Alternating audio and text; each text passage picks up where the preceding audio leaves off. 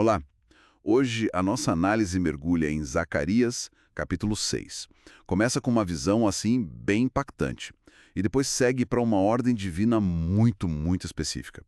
A gente vê logo de cara 4 carros, né, tipo bigas, saindo do meio de 2 montanhas de bronze. Isso já passa uma ideia de algo firme, talvez divino, não? Com certeza.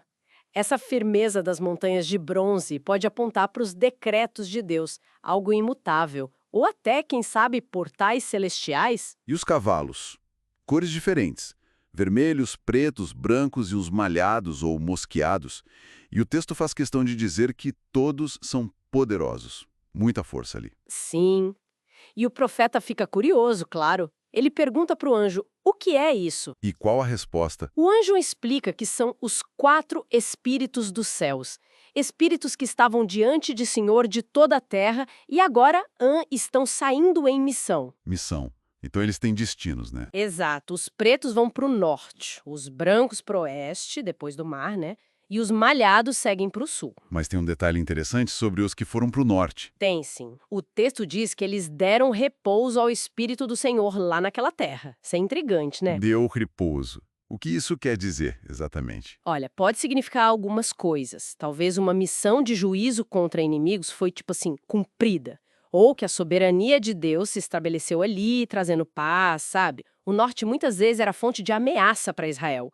Então, o dar repouso lá seria algo bem significativo. Missão cumprida, talvez. Entendi.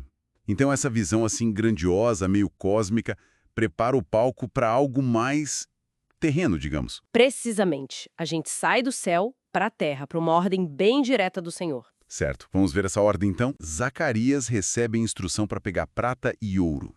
Mas não de qualquer um, é dos exilados que acabaram de voltar da Babilônia. Heldai, Tobias e Gedaías.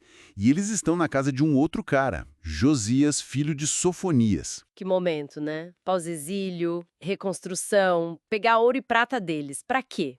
Não é para o tesouro comum, não. É para fazer uma coroa. Uma coroa? E o mais curioso, para colocar na cabeça de Josué, filho de Josadaque, o sumo sacerdote. Opa!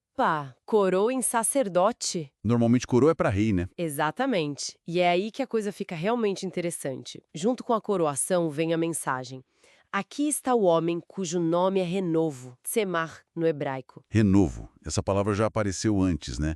Figura messiânica. Sim, é uma figura de esperança, de um novo começo que brota. E a profecia sobre ele é: uau! Diz que ele vai brotar do seu lugar, vai edificar o templo do Senhor. Edificar o templo. E não só isso, ele será vestido de majestade, vai sentar no trono e dominar.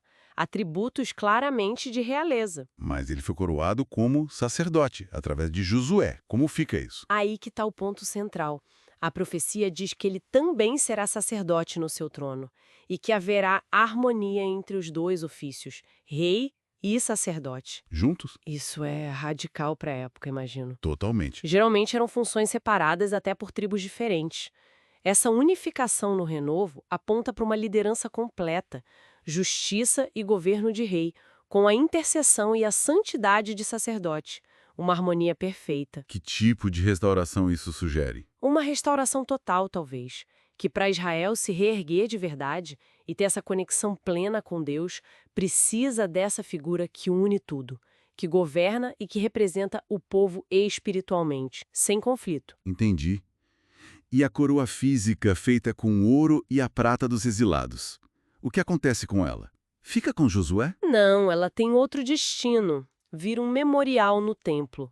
Uma lembrança, sabe, da contribuição daqueles exilados, Heldai, que às vezes é chamado Elém, Tobias, Gedaías e também do anfitrião, filho de Sofonias, um símbolo da fé e da esperança compartilhada pela comunidade toda. E o capítulo termina voltando para essa ideia de construção, né? Com uma promessa. Isso, a promessa de que os que estão longe virão e ajudarão a edificar o templo do Senhor.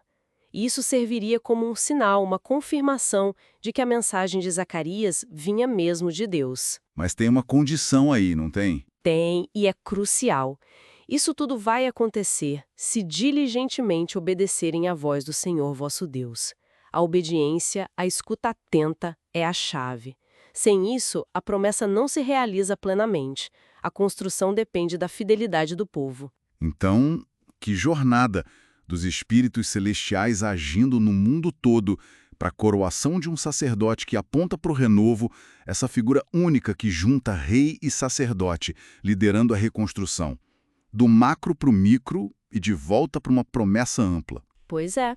E nos deixa pensando, né? O que significa de verdade essa ideia de dar repouso ao Espírito de Deus? E como essa figura do renovo, com tanto poder concentrado, tanto temporal quanto espiritual, responde aos anseios de um povo tentando recomeçar? Fica essa questão sobre a importância dessa harmonia entre trono e altar para uma restauração autêntica.